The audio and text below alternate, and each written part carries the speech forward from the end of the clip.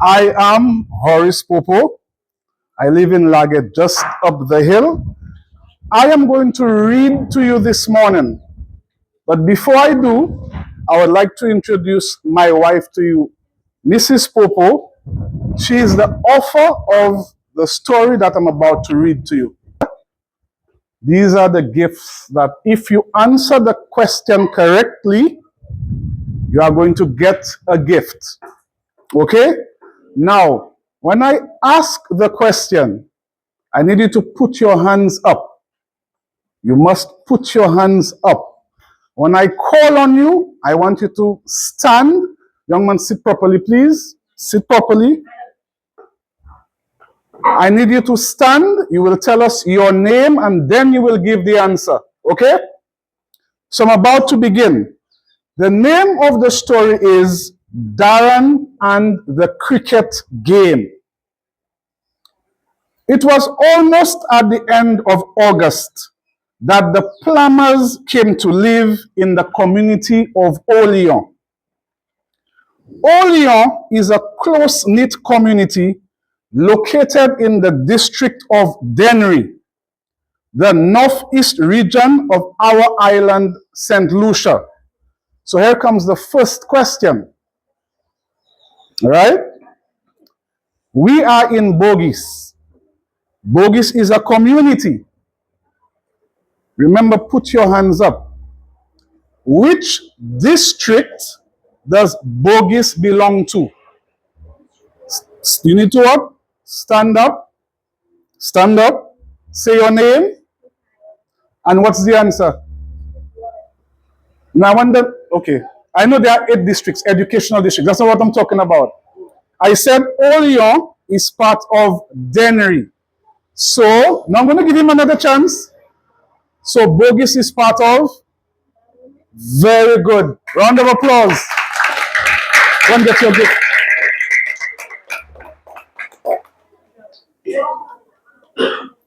So, we continue.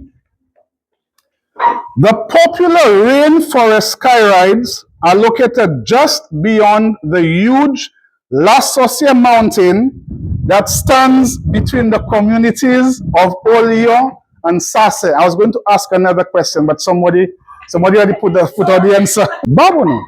The Plumbers arrived one Sunday afternoon, and they did not seem to have had many belongings.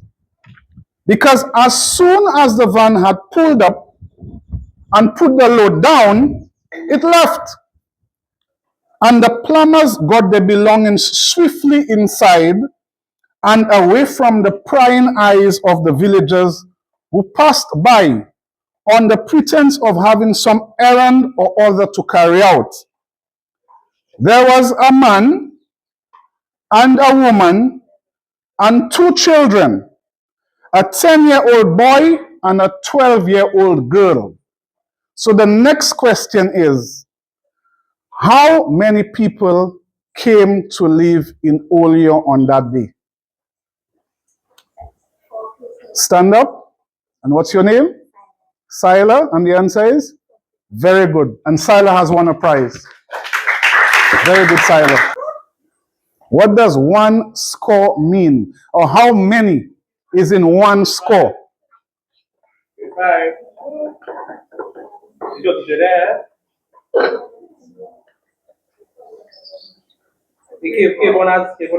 Oh, stand up. What's your name? Kim, what's the answer? 25. No, that's not the answer. That's close, but that's not the answer. Stand up. Your name? Very good. Hands up. Go for your gift.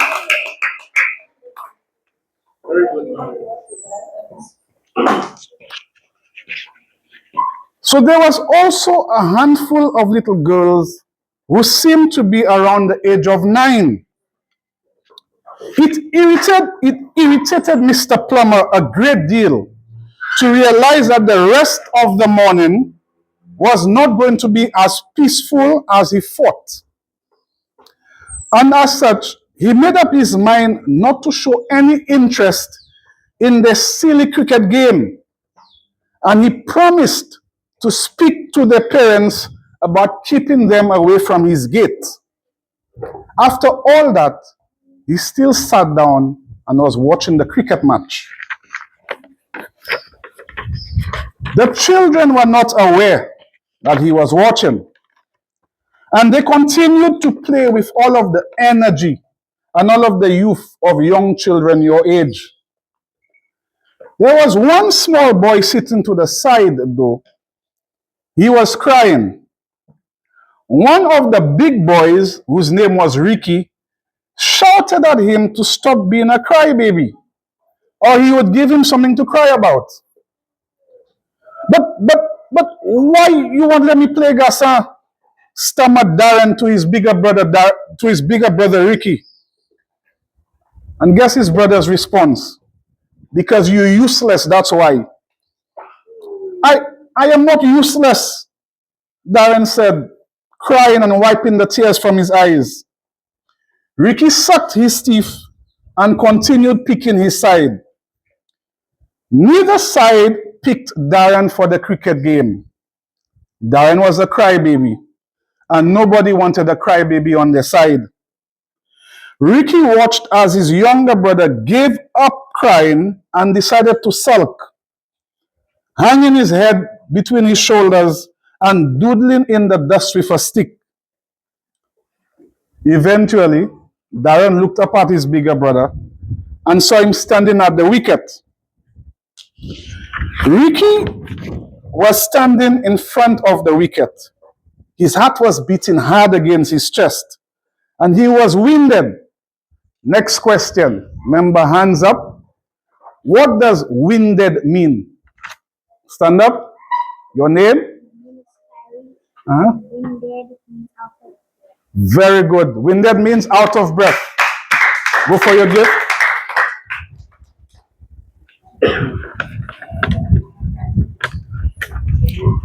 So as I was saying, Ricky was standing at the wicket and he was winded. He had just run hard for 2 runs, which added to the 4 he had just hit. He looked at his makeshift bat, a bat that he had made himself. It was from a very steady, a very strong coconut branch. Everybody was jealous because it was a thing of beauty, that bat that he had made. He could feel the heat of the 10:30 sun on his skin. He wished that they could find shadier grounds for their many cricket games. But it happened that Mr. Plummer's gate had the largest open space in front of it. Nobody else wanted them playing cricket in front of their homes, not even their own mothers. And they had not asked anyone about playing by the gate because they had been chased away by so many angry people before. They knew better than to attempt again.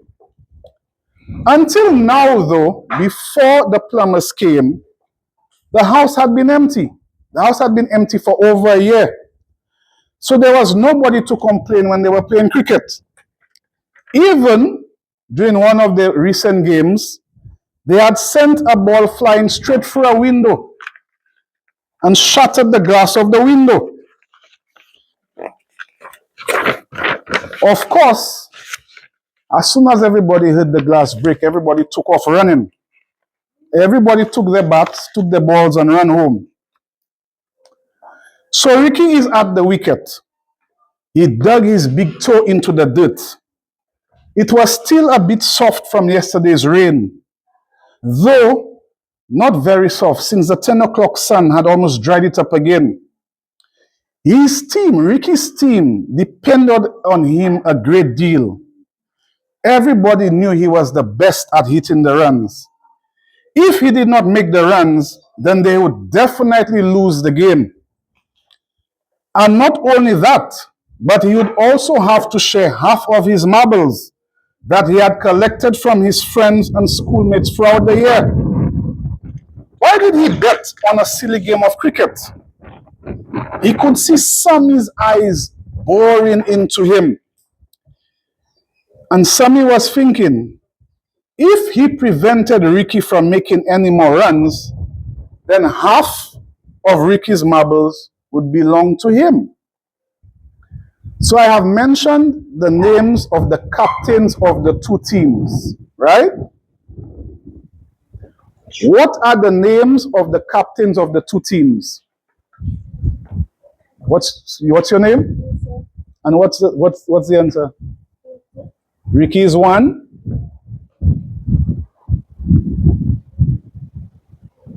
Think hard, think hard.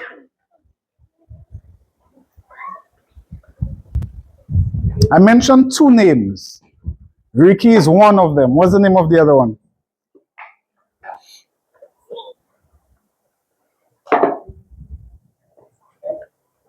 Okay, give her a gift for trying. Somebody that I have not. You, stand up, give me your name. Uh-huh. Very good. Ricky and Sammy. Very good. Hand of applause.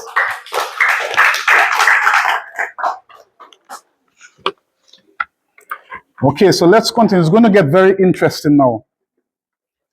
Most of the cricket games began like this. Ricky and Sammy were seldom, if ever, on the same team. They were arch rivals at school. Ricky was very serious about his studies. Sammy not so much. Sammy did not doubt that once Ricky was bowled out, he would win. The rest of Ricky's team was no good at playing cricket. That was the deal.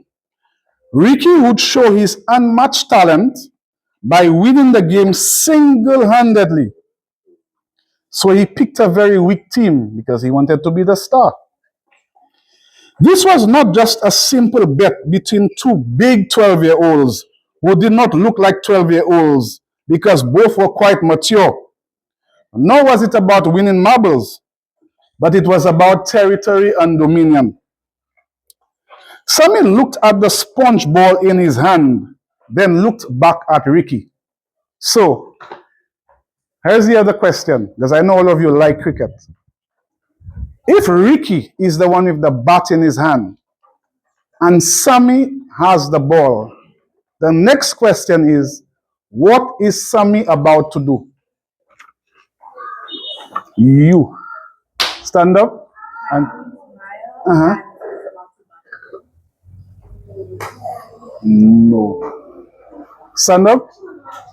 This time and he's about to throw the ball. He's about to throw or he's about to bowl the ball. All right? Very good. Prize for you. Very good. All right, so listen to now it's going to get very interesting. So Sammy looked down at the sponge ball in his hand, then looked back at Ricky. You okay? Turn. The sun was almost blinding, but he felt nothing as he stepped backward and away from behind the wicket of the next batsman, running a little and then turning around and pacing himself bit by bit as he ran to the limit. Ricky saw the sponge ball coming rapidly towards him, low and forceful. He positioned himself and lifted the ball into a massive shot that sprang in the air as if it was on fire and made its way in the direction of Mr. Plummer's yard, as if it was a bullet heading towards its target. Mr. Plummer was motionless as the ball came towards him. And before he could dodge the ball, it hit him right between the eyes.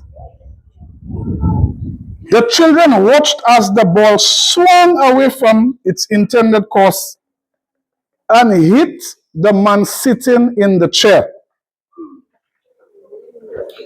The blow Mr. Plummer received was not hard or painful in any way. The ball had lost much of its momentum because it had bounced off the ground before it hit him. But he was very angry nonetheless. And he sprinted from his chair to grab hold of one of the culprits. No one had expected such a quick reaction from the man. And before they had a chance to escape, he grabbed hold of Darren, crybaby Darren, 10 years old and small for his age, with a stammer. Mr. Plummer held the young boy by the waist of his khaki pants. He held him. And the khaki pants were too big for Darren. He had deliberately gone for Darren. The boy who had hit the ball was too big and too fast. He wouldn't catch him, but he would catch Darren.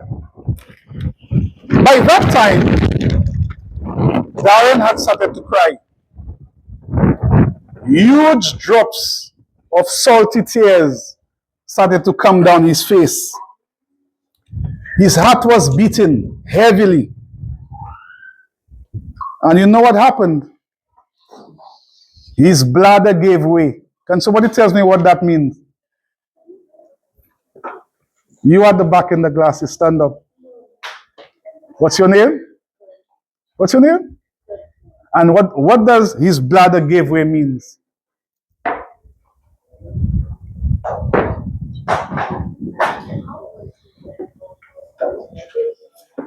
Okay, think about it. Stand up. What's your name? My name is Michelle. His bladder gave away means that he peed on. Very good. Hands up. Give him a round of applause. Very good. So Darren was so scared when Mr. Plummer held him by his pants. He was crying and he peed on himself. And the warm liquid rushed down his pants, wetting him, Darren, and watering the rubber slipper that Mr. Plummer was wearing. So Mr. Plummer became even more vexed. Mr. Plummer was very, very annoyed. He unbuckled the leather belt he had around his waist with his left hand while pinning Darren to the wall of his house after dragging him further into the yard. The first slap of the belt caught Darren across his back and stung as nothing had ever stung him before. With pleading eyes, he looked at the man, begging him to stop, and managed to throw in a few words despite his stammer and his overly emotional state. Please, don't lash me no more, he said. However, Mr. Plummer had no pity for the young boy, and he hit him again across his back. By this time, Darren realized that this man was not playing any games. So he made a move to free himself of the man's powerful grip. Darren twisted around enough and plunged his teeth into the man's arm. He beat him exactly like that. Give him a gift. Give him a gift for me for sure. Stand up and show everybody what he did. Exactly. He beat him and he beat him hard. Go and get your gift. Darren twisted around enough and plunged his teeth into the man's arm, biting down hard, not caring if any blood came out of the bite. He just wanted to escape. The man released his hold on the little boy and howled in pain while grabbing his arm and cringing as he saw the little teeth marks on his arm. Darren did not wait around. As soon as the man's grip loosened, he made a run for it. He ran home, out the gate and straight home, all the while tears dropping down his face from the unfairness of the punishment and the physical pain he had felt. However, by the time Darren arrived home, he had wiped the tears from his eyes and was determined to look normal so his mother would not ask him any questions. His mother would not be pleased that he was playing cricket in front of the plumber's gate after she had warned them too many times not to. Darren had made up his mind he was going to forget everything that happened, though he did bite Mr. Plummer on his arm. Anyway, a week passes by and another week passes by. So 2 weeks have passed by. And Darren is walking home from school through the usual shortcut by the main road, and he sees somebody hunched over by the side of the road. Here's a question for you. Can somebody show me what it means to be hunched over?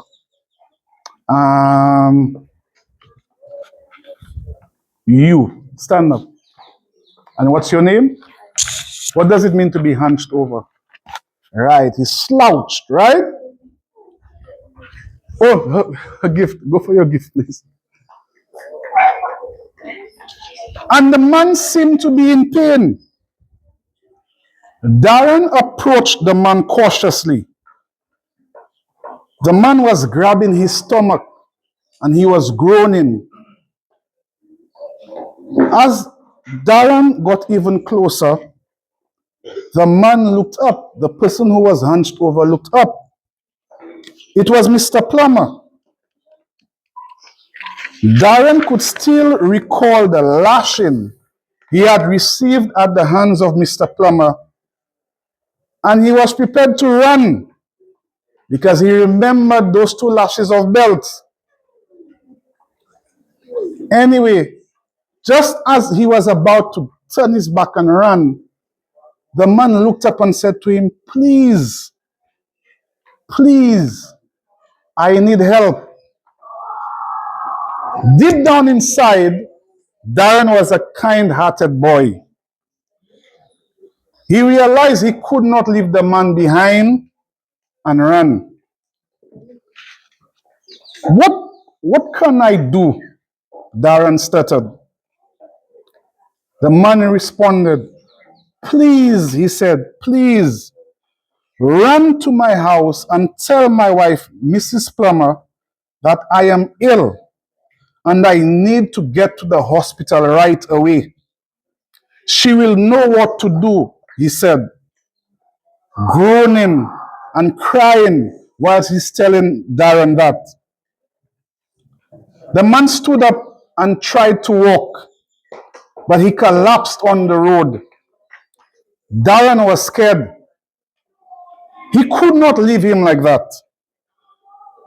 So Darren pulled on the man's leg with all of the strength, on his pants leg, with all of the strength that he had, and dragged his body the best he could to the side of the road.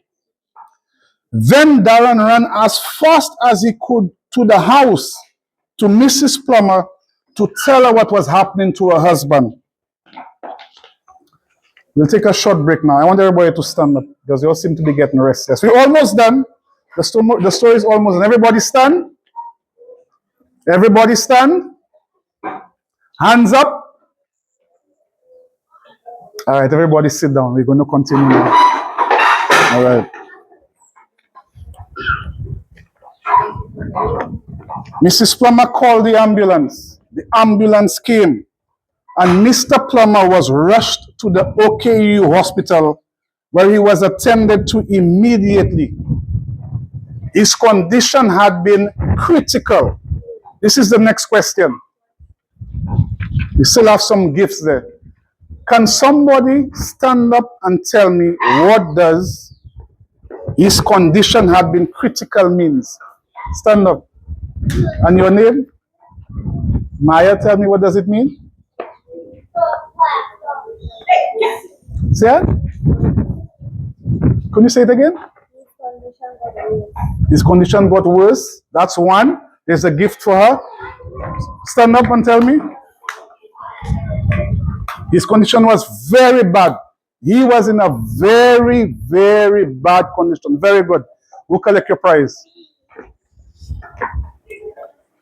After Mr. Plummer's operation, Darren and his mother went for a visit the following day. So Mr. Plummer was taken to OKU Hospital. Be careful.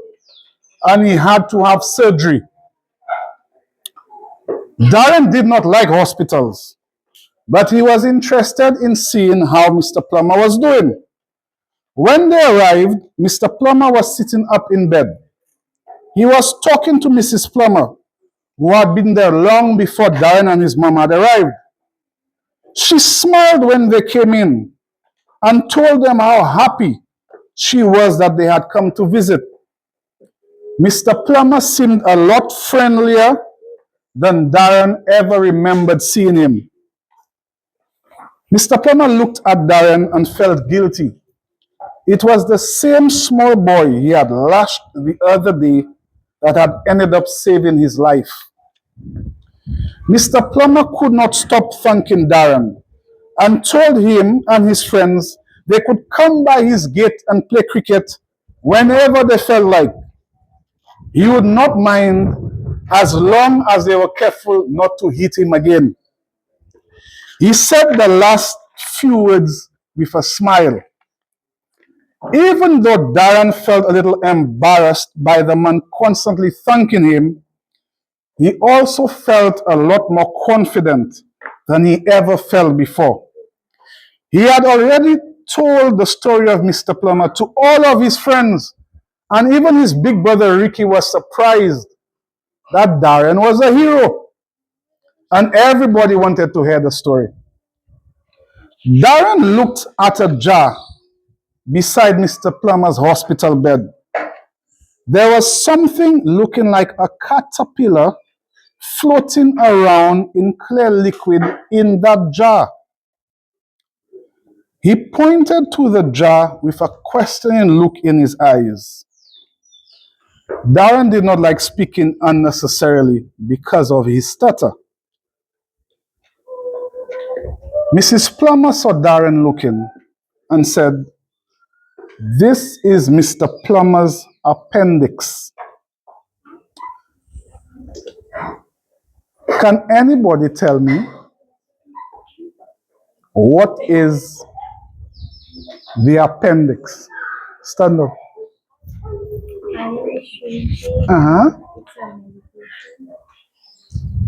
Okay, she said it's a medication. Is she correct? Can anybody tell her what it is? You. Stand up. What's the appendix?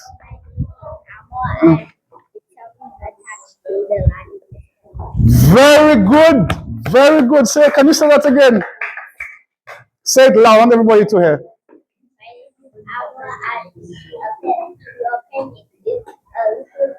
Attached to your large intestine. So it's an organ in your body. All right? And if it's not taken care of, it can get you very, very, very sick. Very good job. We'll collect your prize.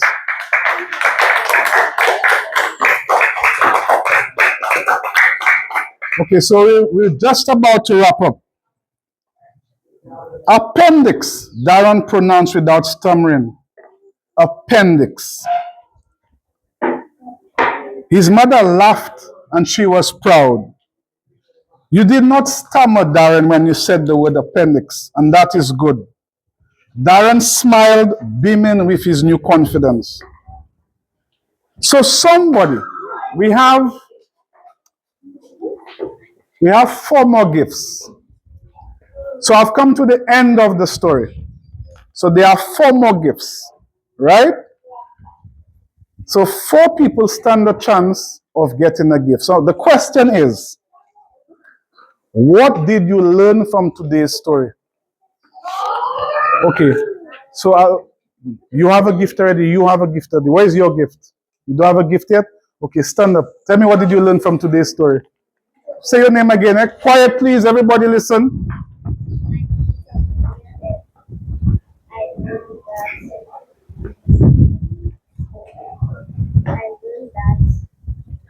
Tell me what you learned. You learned something. Tell me what you learned. Say it. You should do what? You shouldn't be a crybaby. Very good. That's one. Go for your gift. Have you received the gift? Stand up. Tell me your name. What did you learn? You should never judge a book by its cover. Very good. Go for your gift. Where is your gift? You haven't received the gift? Stand up. Let me hear you. What's your name?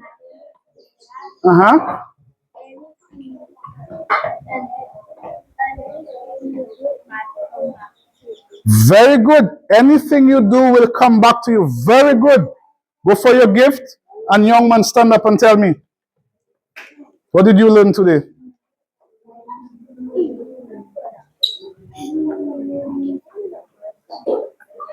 Give him his gift for trying. So class, it was I really appreciated it. You all participated. I hope you all enjoyed the gifts. And I want to leave you all with the moral of the story. Something positive can come out of something negative. So continue to do your best, continue to listen to your teachers, and have a very good day. A round of applause for yourselves, please. All right? See you all. Oh. On behalf of the Bogus RC Primary,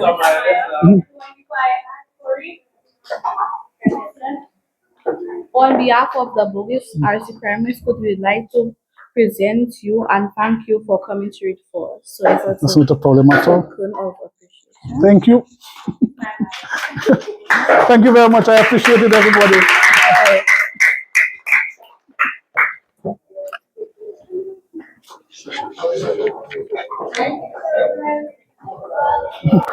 Thank you, Mr. Francis. Thank you, Miss.